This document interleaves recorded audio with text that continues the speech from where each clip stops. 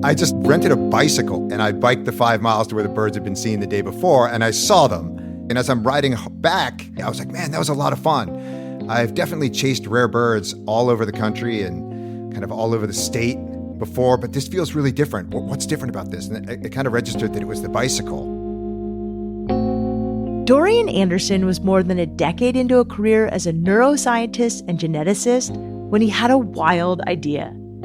In 2014, he left a prestigious lab job to embark on a year-long birding trip around the U.S. His goal was to see more than 600 species. Instead of using cars or planes to get from one location to another, Dorian opted to ride his bike. He ended up pedaling almost 18,000 miles around the country. As he traveled, the trip grew into something much more than a birding project. It became an unforgettable adventure that deepened his connection to nature, strengthened his newfound sobriety, and completely reinvented his life. I'm Shelby Stanger, and this is Wild Ideas Worth Living, an REI Co-op Studios production presented by Capital One and the REI Co-op MasterCard. Dorian Anderson, welcome to Wild Ideas Worth Living. I'm really excited to talk to you. You have this really impressive academic career, Stanford, Harvard. I want to get into that, but I'm just curious. You birded as a kid. Like, were you always outdoorsy? Where did you grow up? How did you get into birding? So I grew up in suburban Philadelphia. I lived downtown in Philadelphia in kind of the concrete jungle for the first 5 or 6 years of my life. And when I was 6/7, we moved to Chestnut Hill, which is kind of this ritzy area of the city. But all of a sudden we had a backyard. And as you can tell, I'm very high energy. And so my mom would kick me out of the house and lock the door and be like, dinner's at 7 o'clock. You're out until then. And so I'd be stuck in the backyard. Like, what the hell am I going to do with myself? And besides throwing rocks at the commuter train that ran behind our fence, I just started to notice birds. And I'm like, what the hell is this red bird? And what is this blue bird? And so I found some binoculars and my mom bought me a bird book. And I just started kind of looking at everything that was in the yard and getting super stoked to know, well, is that a house sparrow or a house finch? Or is that a Carolina wren or a house wren? And I'm a geek. I'm a geek at heart. And so I needed to know what everything was. And so I just got totally sucked into this on my own. My parents thought I was insane, which is partially right, but it just kind of kept me busy. And then my mom she met this woman in her gardening group, and the woman's like, oh my God, I have this bird obsessed husband. My mom was like, oh, I have this bird obsessed son. And so they're like, problem solved. So I got hooked up with this dude. And this guy turned out to be Robert Ridgely, who is one of the foremost experts on South American birds. So he would take me out birding each weekend. So he was kind of my birding mentor because my parents were completely ill-equipped. Okay, so you also went to a birding camp as a kid, just quickly. I didn't know that even existed. Yeah, it's where all the cool kids went, I promise you. It's like it was like all the ballers were at. So yeah, I went and hung out with, I don't know, 10 or 12 other bird-obsessed kids when I was 12 years old, and it was awesome. I was the youngest person there. I was such a hot mess. But it was like the first time I'd birded with people my age. And so I did that for 4 summers in a row. Do you remember the first bird you saw that just really hooked you in? So a lot of people have what's called a spark bird, where they're out in their yard and like a pileated woodpecker comes and lands on the tree. And they're like, what the hell is that giant woodpecker? It looks like an ivory bill. And then they go in and look it up. I don't have a spark bird, so to speak. I think that there's some things about my personality that I'm very curious. And I also like categorizing and listing and accounting. And so keeping track of everything that I see in every county and in every state, it's therapeutic for me. It's my way of kind of imposing a bit of order on an otherwise chaotic world. And I think that in this technological age and in this time and point in the 21st century where so much is known, like the whole world is mapped. There's never going to be the first person to sail to South America again. There's never going to be the first person to round the Cape of Good Hope or the Cape of Good Horn. There's never going to be a new island discovered. I think that there's something very basic, something very animalistic about going out into the natural world and looking for things and searching. Like, I think that we've lost this in the human capacity where like searching these days is getting online and looking something up. It's not going into the world and physically interacting with everything that you see. And so it's awesome to walk outside and see all the birds that live in your neighborhood and appreciate them for their life histories and their beauty and their behavior. But it's even more exciting when you walk outside and you find a bird that you know shouldn't be there. A good example of that is a dusky warbler. I found a dusky warbler when I was living in Los Angeles. Dusky warbler is a bird that usually lives in in Europe, and you walk out there and you're like, oh my God, I've got this thing in front of me that like nobody else around here knows about. I found this amazing bird. It's like you found the pot of gold at the end of the rainbow in that respect. And so that you get that feeling periodically. Sometimes you find something that's rare within your county. Sometimes you find something that's rare within your state. And sometimes you find something that's lost from the other side of the world. And that's just like the best feeling in the world. Birding was an endless scavenger hunt that Dorian could do every time he went outside, and it was a perfect outlet for his energy and curiosity. In his late teens, though, life pulled Dorian in other directions. He went to college at Stanford, and like some kids who are suddenly free from parental supervision, Dorian was distracted by partying and booze. You were a big birder all through growing up, your childhood, but then there was a time when birding wasn't part of your life. Just curious what pulled you away. Was it just being, a teenager or an adult, young adult? I think there were several things. I think the first thing was, once I got to Stanford for my undergrad and I really delved into the world of molecular biology, I was so enthralled with how cells function that I kind of forgot about the organismal side of the spectrum. So that was part one of the story. Part two of the story is I started getting hammered my junior year of high school, and I fell in love with alcohol like the first time I got drunk.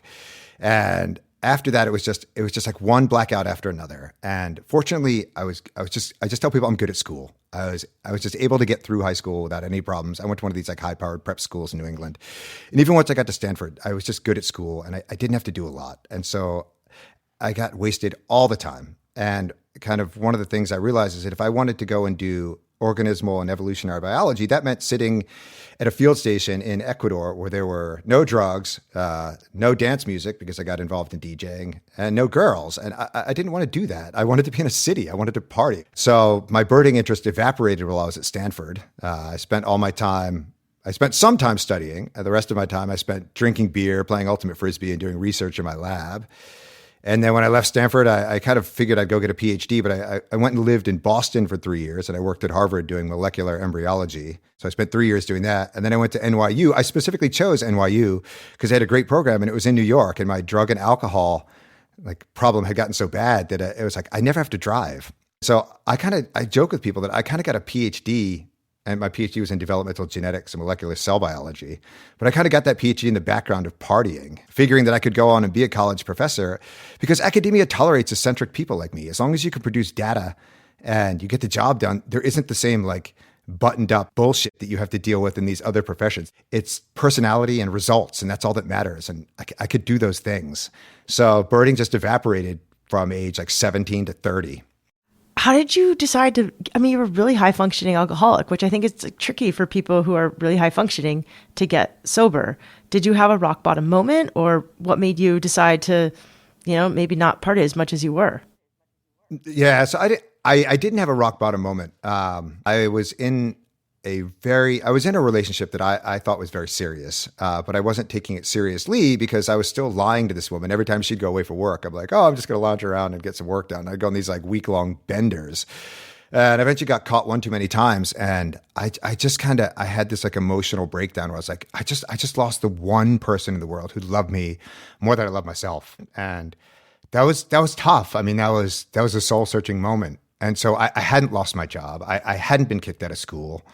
School and job at that time were kind of the same thing because I was a paid graduate student. I beat the hell out of myself. My health had taken a hit. I had alienated some friends. I angered my family. But fortunately, I was good enough at science that I skated on a lot of shit. Had I not had the success that I had at every academic level, people did pull me aside. But at the end, they kind of had to shrug their shoulders and say, well, what can we do? But it wasn't until I lost this woman that I thought, damn, I need to do something. The math kind of clicked in my head. I'd done all the wrong things. I'd driven drunk. I had put myself in so many compromising positions, both physically and legally. And I eked through. And I just looked at the math and I was like, I can't keep doing this. I'm going to lose it all if I keep doing this. And so that was ultimately what motivated me to go and get sober when I was 30. Getting sober gave Dorian his life back, but he threw himself into his career with the same drive that had fueled his addiction. He was publishing research, working in prestigious labs, and building an impressive resume at places like Harvard and Mass General. Outside the lab, he started going on long runs. Eventually, birding re-entered the picture. The time Dorian spent outside gave him joy and a connection to the natural world. One day, a small adventure to find a rare bird left him feeling so energized that it sparked his wildest idea yet. The genesis of the idea dates back to 2012. I was working as a postdoctoral fellow at Mass General Hospital and Harvard Medical School in Boston. And in the wake of Hurricane Sandy, this very rare bird called a northern lapwing showed up in Nantucket. And I had to go see this bird for my North American life list, which is kind of the collection of birds I've amassed over my lifetime. And so I orchestrated this complicated plan in the wake of the superstorm to drive to Hyannis and then take a ferry out to Nantucket. But there was no transportation on the island at that time of year. And in the wake of the storm, so I rented a bicycle, and the guy's like, if you're crazy enough to ride your bike out here in the wake of this effectively hurricane, I'll rent it to you. So I rented this bike, and I biked the 5 miles to where the birds had been seen the day before, and I saw them. And I biked back to the ferry after celebrating my victory and got on the ferry. And as I'm riding back to Hyannis on the ferry, I was like, man, that was a lot of fun. I've definitely chased rare birds all over the country and kind of all over the state before, but this feels really different. What's different about this? And it kind of registered that it was the bicycle. And so I started thinking, well, has anybody used a bicycle to pursue birds in any kind of formalized context? Are there bike birding clubs? Are there bike birding field trips? And then there's this crazy project called a big year, which birders often undertake. And I can explain that in a second. But I said, has anybody ever done a bicycle big year? Because that would be the coolest project ever if somebody were to do that. I should just tell you that a big year is this year-long scavenger hunt whereby a birder tries to maximize the number of species seen within any given geography. So some people do a county big year, other people do a state big year, some people do country big years, and some people even do world big years. But up until I showed up on the scene, people universally relied on planes, trains, automobiles, boats, chartered helicopters to get to places where they could see birds that other people couldn't. And there's a very competitive aspect to this. And so the genesis of this trip was this thinking that I don't have a lot of money and I don't like the associated environmental degradation that flying around the world or driving across the country or renting a helicopter causes. So a bicycle would solve for both problems. A bicycle would level the playing field on the money and also kind of take out the petroleum-based emissions. So that's the genesis. It's a long story. I love this story. And also thank you for explaining what a big year meant, because I just thought it was always country. I didn't know that you could have a big year just in a county or a city. So you have this experience right near Hurricane Sandy. You see this bird and it flies into your life. Like the metaphor of that is just absolutely so beautiful. But you have all these things going for you. You know, you're this big research fellow and you decide to leave it all to go chase birds. Like that on paper or telling your parents must have been kind of a hard thing to say. Yeah, I mean, the decision, so the lapwing story episode, whatever you want to call it, happened in November of 2012. And this idea immediately germinated, like, as I said, on the ferry ride home. And I kind of kicked it around to my then girlfriend at the time. And she kind of laughed it off. She's like, that's kind of cool, but you're not ready to leave your career in science. And I wasn't. Like, there was still meat on that bone, so to speak. But as my research kind of fell apart through no fault of my own, it just, the negative results kept coming in. The data was really ambiguous. It wasn't pointing to anything interesting. And I had this choice. Do I restart with a second postdoctoral project, which could be another 5 or 6 years of time invested? Or do I leave now and do something different? But then to think about surrendering the academic side of my existence, my being, my personality, my soul was gut-wrenching. And as my research crumbled, eventually my girlfriend, now wife, sat me down. She's like, this idea is really good. And if you don't take this bike trip now, you're going to regret it for the rest of your life. You need to do this so that you can experience something beyond the lab. You need to do this so that you can see what else is out there. And so she gave me the strength to quit my job. I don't know if I would have been able to do it without her. And it's funny every time I tell this story, I end up in this same state of like bawling my eyes out, like whether it's in public or on a podcast. But I mean, this is the woman that I ended up marrying because she understands this. And it was a big risk for her. Like when people go off and do big years under normal circumstance, the only threat is really to their bank account. Like it's not to their body when you're flying around and driving around. Like for me to propose with no cycling experience besides biking to and from frat parties drunk at Stanford and my lapwing chase on Nantucket, no cycling experience beyond those two adventures in air quotes, to then propose this 15,000 mile year-long bird pursuit around the country was insane. But she has this like trust in the universe that I didn't have at that moment, that she could surrender me to the open road and that I'd come back a better person and hopefully come back alive. But it was a huge risk on her standpoint as well. So, yeah, there was a lot that went into this. I mean, leaving my career, leaving my girlfriend, leaving my identity, like going and doing something so nutty and crazy and potentially dangerous to go look for birds. And what it was like this, I needed to kind of reconnect with the bird obsessed child that I had left when I got involved with alcohol and when I got involved with academic science. Like I needed to reconnect to that like wide-eyed child. And that's kind of what the bike trip, I don't want to say promised, but the opportunity that it presented.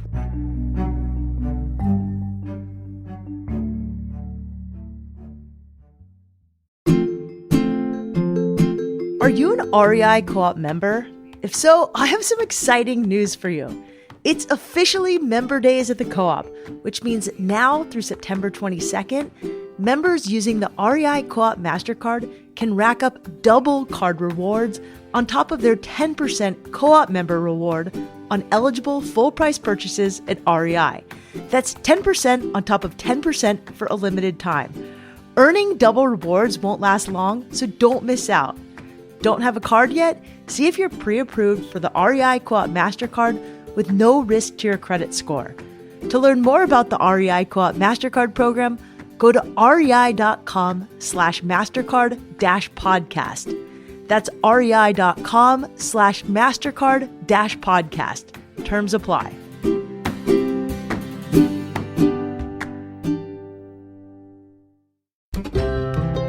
Whether you're summiting peaks, grilling a steak at camp, or just opening packages at home, there's one tool that's always ready for the job: a Benchmade knife.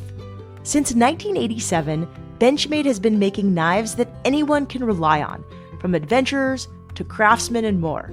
With a factory located in Oregon City, Oregon, Benchmade is all about premium materials, precision artistry, and their awesome Life Sharp service, which means free lifetime sharpening on every knife. Yep, free for life. From the ultralight bug out to the iconic Osborne, Benchmade's lineup is built for performance. And if you're a camp chef or backyard griller, the station knife is your new best friend. It's a versatile blade ready to slice and dice ingredients whenever inspiration strikes. So wherever you're headed next, stay sharp, stay ready with Benchmade. Shop now at rei.com or at your local REI Co-op. That's rei.com or stop by your local REI today.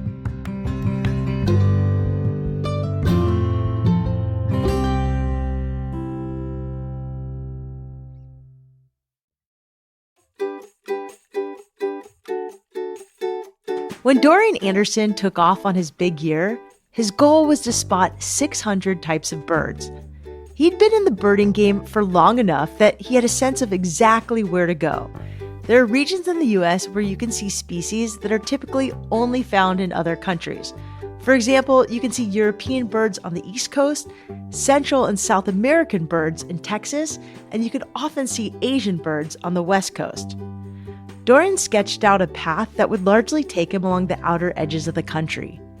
He set off from New Hampshire on January 1st, 2014, and ended up biking through 28 states. How many miles did you ride about a day and then total? So when I originally did this, I could run 10 miles on demand at any point. And so my calculation was, if I can run 10 miles any day at any point, I can bike 40. And so I thought that over the course of 365 days, I would bike about 15,000 miles. Well, that was an underestimate. And I ended up biking about 18,000 miles, which if you then divide that by 365, it ends up being almost exactly 50 miles a day. So that's what it ended up being. Unlike a traditional or a pure cyclist, I spent at least half of my time bird watching. So if I had ridden to Junction, Texas to look for black-capped vireo, I had to spend the morning hiking around looking for black-capped vireo. And then once I found that bird, then I could get on the bike and ride the 60 or 70 miles to the next town. Where did you stay? Like, it'd be expensive to stay at hotels every time, but It sounds like you just did a lot of different things. So yeah, at the outset, I relied a lot on friends. I had a good social network in the Northeast. So I was able to find places to crash a lot. Once birders got wind of this project, they're like, oh my God, this guy sounds insane. I have to meet him. So birders would contact me from all over the country being like, hey, if you come through here, you're welcome to stay. So it kind of snowballed where finding lodging at the outset was a bit difficult. But once more and more people found out about the project, more and more offers came in. And I'd be remiss. Also, my wife, then girlfriend, now wife, her name is Sonia. Sonia has always worked in corporate travel. And Sonia had a pipeline to some higher ups at Best Western. And they kind of have branded themselves as the environmentally responsible hotel chain brand. And so she went to them and said, hey, look, like my boyfriend is about to do this. And it's this green eco adventure. And you guys are branding yourself this way. Put your money where your mouth is. And they said, we love this idea. This is great. So they kicked me $6,000 to use at their hotels. I think I spent 58 nights with Best Western. So that was a nice reprieve because otherwise I would ride into like a small town in Texas and I'd ride to the gas station and buy a soda and a candy bar to fuel up. And I'd be like, dude, what is the worst motel in town? And he'd be like, well, there was a murder at that motel last week. And I was like, that sounds perfect because I had to keep the costs down, as you said. So I would stay in these terrible motels. And then there's this network called Warm Showers, which is traveling cyclists who are willing to exchange lodging with one another. And so I spent probably 100 nights with Warm Showers hosts that I had not met. Like I couldn't plan a month in advance because you don't know what the weather is going to do. You don't know how your body is going to feel. If you're looking for black-capped vireo and in the morning and you don't find it, you have to spend another afternoon at that spot. Then you can't ride to where you wanted to spend that night. So you can only really organize things about 24 hours in advance. But Warm Showers is an awesome community. I host here now in my place for Warm Showers. Yeah. Do you have a memorable guest you stayed with? I'm reading your book right now. You are a great storyteller. What I tell people is that the birds are the Christmas tree. Like the birds are the shape to the story, but the people that I meet along the way are the ornaments that kind of give it its character. I was in New Iberia, Louisiana, like as red part of the country as you can get, as a religious part of the country as you can get. I am not religious at all. These people were Warm Showers hosts, and I had dinner with them, and references to Jesus were so frequent during dinner. I swear to God, I thought he was going to walk through the door and join us for dessert. And so at some point, I asked these people, I'm like, guys, I got to know, like, I'm this liberal dude from Boston. Like, I'm not religious. Like, why are you guys Warm Showers hosts? And they're like, honestly, like we have our way of life here, but we realize that there aren't a lot of outside ideas or different types of people who come into this community. And so we don't know who's going to show up on the bike and what ideas they're going to bring. And even if they're not the same as mine or as ours, there's something different.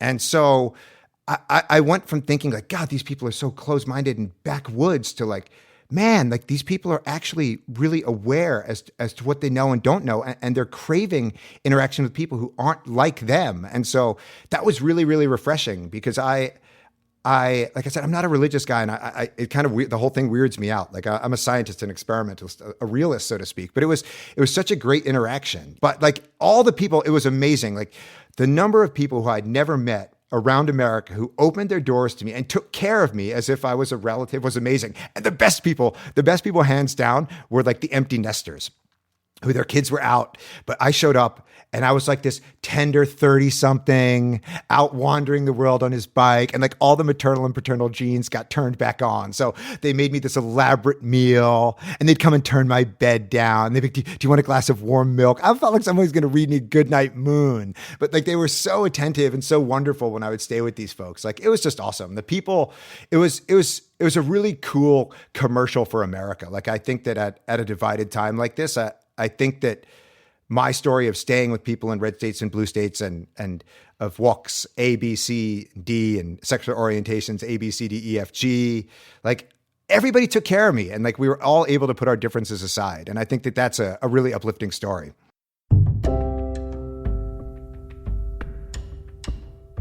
Dorian spent his days pedaling from one spot to another with his binoculars and camera close at hand. Oftentimes, though, he had to ditch his bike and hike several miles from the road to find whatever species he was looking for. Because he was outside all day, Dorian was able to spot more than 600 species of birds. Each one gave Dorian a new thrill, but the trip was also exhausting and difficult. There were many near-miss accidents on busy roads, encounters with aggressive dogs, and frequent threats of unpredictable weather. Let's talk about some of the things that went terribly wrong. Fortunately, I will say that most of the things that went wrong were isolated. Because of my time in science, I'm very good at logistics and planning because when you run a scientific experiment, you have to be an eternal pessimist. So everything that you do, you assume it's going to fail. The one thing that no matter how much you plan, you cannot control is the weather. And that is where most of my frustrations would be revealed. For instance, I needed to know the weather, not just for the 3 days ahead of me, I needed to know the weather the 3 days behind me. And you'll say, why the hell would you need to know the weather 3 days behind you or 3 days ago? Well, because if I'm riding a road from point A to point B, and that road is 100 miles long and the last 50 miles of it are dirt, if it rained 3 inches 2 days ago, that's not a dirt road. That's a mud road. And those 50 miles are going to feel like 500. So I needed to know what had happened previously so that I could manage the conditions. And if I didn't know that and ended up on a muddy road, then that was a lesson I learned the hard way. If I didn't research if a bridge was out, that was a lesson I learned the hard way. And then would have to ride 100 miles to find another bridge. I think more so than rain, wind was the devil. Wind was the worst. You couldn't prepare for it. You couldn't plan for it. And it felt like the universe was actively conspiring to prevent me from doing what I wanted to do on those days. I had several notable roadside meltdowns, and it was all at the hands of wind. Like when I would throw my bike off the side of the road and be like, I am done. I'm like almost in tears. I'm walking away from my bike. I'm like, I can't believe I threw my career away for this. I can't believe this is where I am.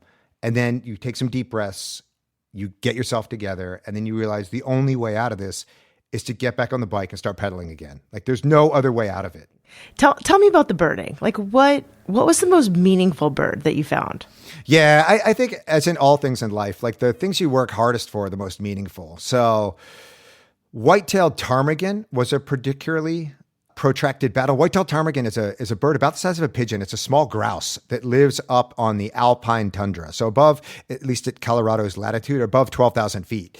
And so there's no place to stay up there. So the nearest places to stay would be like 7,500, 8,000, 200 feet. So each time I wanted to look for ptarmigan, I'd have to climb 3,000 or 4,000 vertical feet, which would take 2 or 3 hours on the bike. And then I'd have to throw the bike and all my possessions into the bushes and cover them up, put on my hiking boots, and then hike up another anywhere from 500 to 2,000 feet to go look for this bird. And so I kept yo-yoing. Every time I'd go up to do this, I'd miss and then I'd come back down. And then 2 days later, I'd have to go over another high mountain pass and I'd look again. So I missed it 5 or 6 times before I finally found it. And so that was one of those like, hell yeah, like I earned this. I biked from sea level to get here. Like it's the same thing, anything in life. Like when you lay out your options or you lay out what's in front of you, like the right decision is almost always the one that you like least. It's the hardest one. But when you take that path, it's that much more rewarding once you're finished it. Setting goals and like having long view and delayed gratification and working hard towards things and building things. And as I said, I used that word synergy earlier, where you achieve step A and then you build and then you can do step B and step C. Like that's satisfying. And so those birds that I missed over and over and over again, but kept after, were ultimately like the most memorable in the course of the whole year.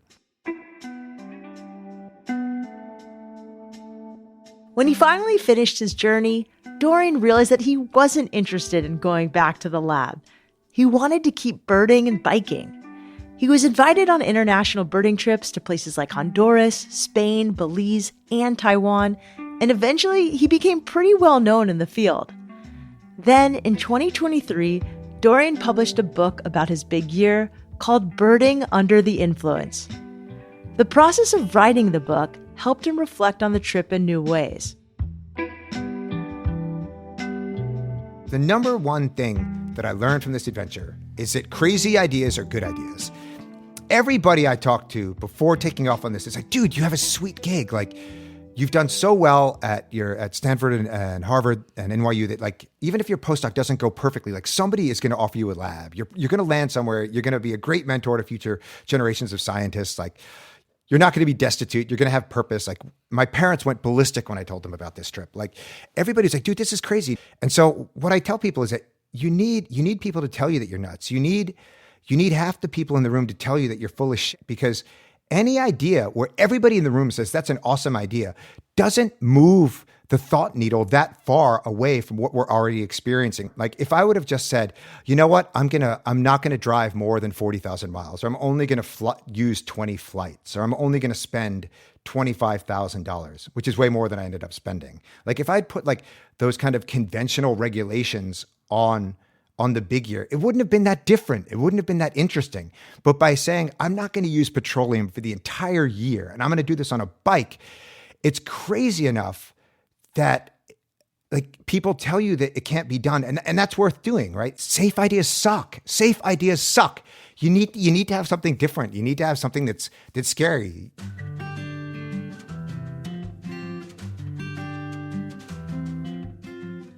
Dorian shares many more stories from his big year in his book, Birding Under the Influence. I read it and loved it. Special thanks to longtime listeners Riley Daniels and his dad Kyle, who are also amazing birders, for the recommendation. I'm personally not a birder, but the way Dorian talks about humanity, his love story, and birds is really beautiful. To keep in touch with Dorian, follow him on Instagram at dorian.anderson.photography. You can also find him at doriananderson.com. That's DORIANDERSON.com. Wild Ideas Worth Living is part of the REI Podcast Network. It's hosted by me, Shelby Stanger, produced by Annie Fassler, Sylvia Thomas, and Sam Piers-Nitzberg of Puddle Creative. Our senior producers are Jenny Barber and Hannah Boyd. Our executive producers are Paolo Motola and Joe Crosby. As always, we love it when you follow the show, take time to rate it, and write a review wherever you listen. And remember, some of the best adventures happen when you follow your wildest ideas.